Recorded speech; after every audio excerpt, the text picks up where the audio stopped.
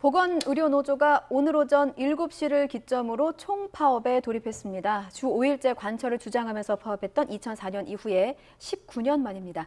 지금 보건의료노조와 정부의 입장이 평행선을 달리고 있는데요. 도대체 뭐가 문제인지 짚어보겠습니다. 양측의 입장을 차례대로 들어볼 예정이고요. 먼저 보건의료노조의 입장부터 들어보겠습니다. 나순자 보건의료노조 위원장 모셨습니다. 어서 오십시오. 네, 안녕하세요. 예. 오늘 오전 7시부터 총파업에 돌입을 했고 어제 전야제가 열렸습니다. 일단 어제 분위기는 어땠는지요? 네, 전야제 분위기는 저희가 19년 만에 정말 오랜만에 하고 있잖아요. 예. 정말 절박해서 너무 간절해서 우리가 하고 있다라는 의지들이 이렇게 보여졌습니다. 예, 절박하고 간절했다. 네. 19년 만에 역대 최대 규모라고 하는데 이번 파업에 참여하는 전체 인원은 몇 명 정도나 되는 겁니까? 저희 조합원이 8만 5천 명 정도 되고요. 예. 이번에 합법 파업권을 확보한 조합원이 한 6만 4천 명 정도 됩니다.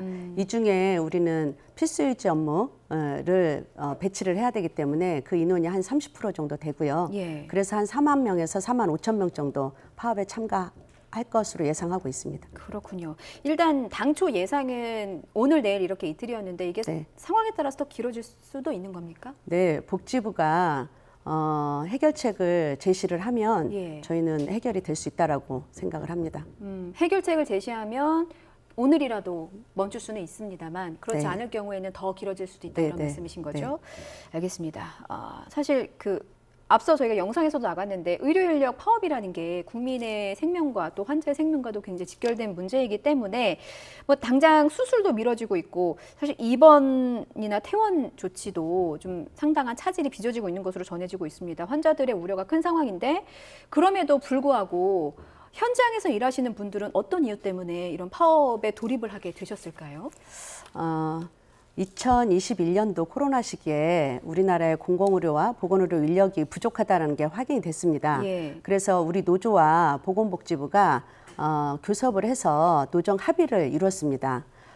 그 이후로 이 합의들을 이행하기 위한 이행 점검 회의를 지속적으로 진행해 왔고 예. 협의체 구성이나 이런 대화들을 해왔지만 이행하는 속도가 너무나 느렸습니다. 그래서 이렇게 가다가는 그 소중한 합의들이 유실될 수도 있겠다라고 판단을 해서 이번에 파업을 결정하게 됐습니다. 그러니까 그 2년 전에 그때 제가 코로나 4차 대유행 시기이던 걸로 기억을 합니다. 이제 그때 파업을 하려고 했었으나 이제 협의가 됐고 그 부분들이 지금 지지부진하게 네. 진행이 되고 있어서 다시 한번 파업에 나섰다 이런 말씀이셨어요. 네. 그런데 이제 시청자들께서는 구체적으로 어떤 이유 때문일까 궁금해하실 것 같아서 좀 이유들을 꼽아주신다면요.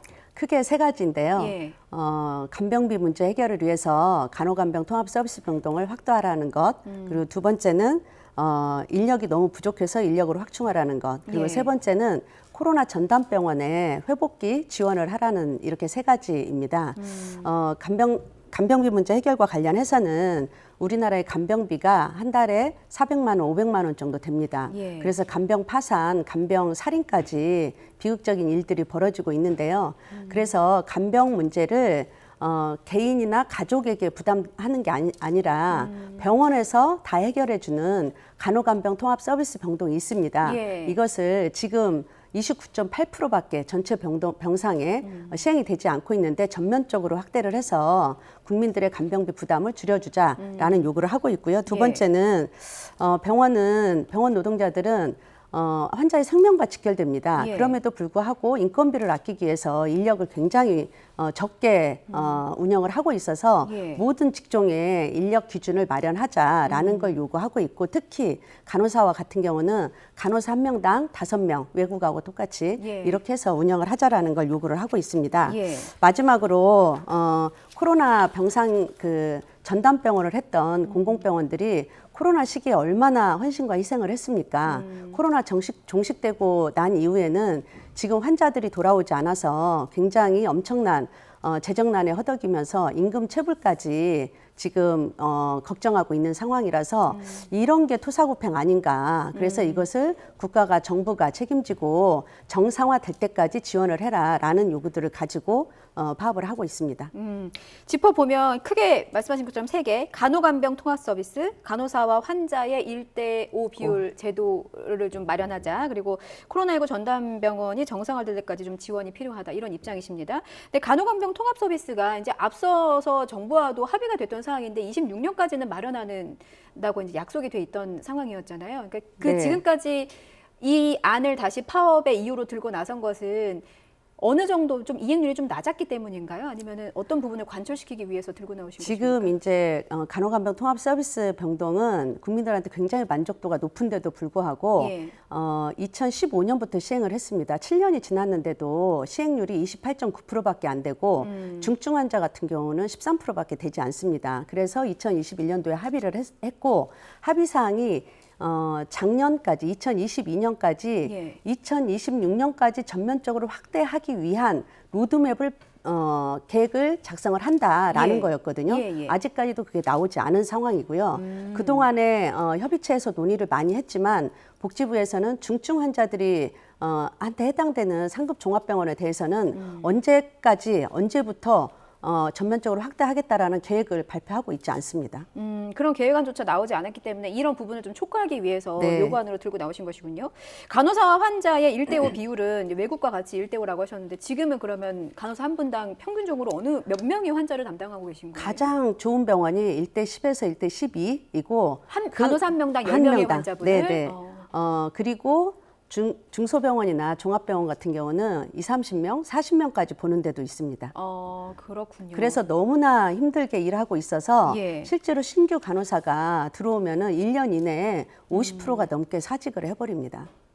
몸이 힘들어서 네. 그렇다는 말씀이신 거죠? 근무 환경의 개선에 대한 부분도 요구하고 계셨어요. 그런데 복지부의 입장을 좀 말씀드려야겠습니다. 조규용 장관은 이번 파업을 두고 이제 정치 파업이다라는 말씀을 했고 박민수 제2차관의 경우에는 어제 언론 인터뷰에서 또 파업이 법 요건을 충족하기 어렵다라는 인터뷰를 밝혔어요. 그러니까 노조가 내건 거는 정책적인 부분인데 정책적인 이유로 파업을 하는 것이 정당한 파업인지에 대해서 의문을 갖고 있다라는 입장을 이제 언론을 통해서 밝혔는데 이에 대한 입장을 또 밝혀주신다면요. 우리 파업은 법적인 절차와 과정을 거친 명확한 합법 파업입니다. 그리고 2021년도에 합의했던 사항들에 대해서 우리 사용자들에게 촉구를 하면서 올해 교섭을 했습니다. 시행을 네. 하라고. 예. 그런데 간호간병 통합 서비스 병동이나 간호사 1대5 이거는 그리고 그 회복기 병원의 지원 문제나 이거는 정부가 제도 개선에 안을 마련을 하고 그리고 지원을 하겠다라는 방침을 결정을 해야 사용자들이 이런 것들을 시행할 수 있습니다. 그래서 사용자들은 정부가 하지 못하니까 못한다. 이래서 노사가 한 발짝도 나가지 못하고 있는 상황이고요. 그래서 저희는 2021년도에 합의했기 때문에 예. 이런 부분들에 대해서 보건복지부가 합의한 대로 구체적으로 시행 계획과 시기를 발표를 해라라는 것들을 요구를 하고 있는 거죠. 저는 이런 문제는 형식에 구애받지 말고 노사, 노정 형식에 구애받지 말고 또 노정교섭은 못한다 이렇게 얘기를 하고 있습니다. 저는 꼭 교섭이라는 것들을 고집하지 않습니다. 그 간담회든 뭐 설명회든 복지부가 얘기한 것처럼 어떤 형태로든 국민만 보고 우리가 요구하는 이런 대안들을 복지부가 수용을 하면 된다라고 생각을 합니다. 예, 위원장님 그 시간이 없어서 짧게 몇 개만 좀 드리겠습니다. 협상의 의지가 또 없었던 것은 아니고 협상 자리도 있었습니다만 이제 정부 측에서는 조금 준비가 미흡했다라고 사전에서 또 말씀을 해주셔서요. 그래도 협상은 이루어져야 하니까 이제 노조에서 원하는 하한선이라고 해야 될까요? 그러니까 어떤 수준에서 좀 정부 안이 제시가 되면 협상의 여지가 있을까요? 이미 저희도 다 얘기를 한 상태여서 예. 복지부도 알고 있습니다. 저는 복지부의 의지가 중요하다라고 생각을 하고요. 네. 복지부의 결단이 의지가 필요합니다. 복지부. 결단이 필요하다라는 네. 입장. 잠시 후에 또 복지부의 입장을 들어볼 예정입니다. 지금 위원장님 옷에 써져 있는 글씨가 돈보다 생명을 네. 예. 참 울림을 주는 글귀기도 한데 사실 이제 그 파업을 지켜보는 국민의 입장 또 환자 입장에서는 당장 오늘 수술이나 오늘 치료가 시급한 분들이 분명 있을 수 있습니다. 그래서 혹시 걱정하는 환자들을 위해서 어떤 대책을 운영하고 계신지 좀 짧게 말씀 부탁드리겠습니다. 네. 피해를 최소화하기 위해서 응급실, 중환자실, 수술실, 분만실 이렇게 필수 유지 업무는 파업하지 않습니다. 그리고 우리 노조에서도 응급 대기반도 운영을 하고 있습니다. 예.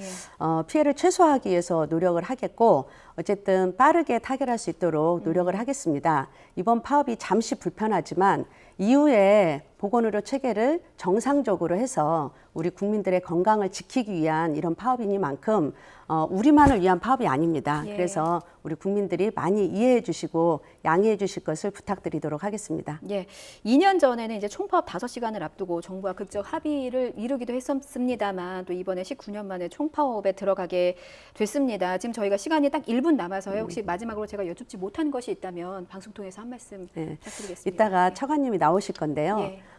재정 문제나 이런 것 때문에 단계적으로 할 수밖에 없다. 저희도 한꺼번에 하라는 요구가 아닙니다. 단계적으로 하되 이것과 관련된 구체적인 계획과 시행 시기를 정하자라는 얘기이고요. 예. 재정과 관련해서는 지금 건보 재정으로 모든 것들이 되고 있습니다. 작년에 3조 5천억이 흑자가 났는데요. 이번이 적기라고 생각합니다. 이제는 환자들의 안전과 건강을 위해서 인력에 투자를 해야 될 시기라고 생각을 합니다. 예, 알겠습니다. 먼저 보건의료 노조 측의 입장을 들어봤습니다. 지금까지 나순자 위원장이었습니다. 말씀 잘 들었습니다. 네, 감사합니다.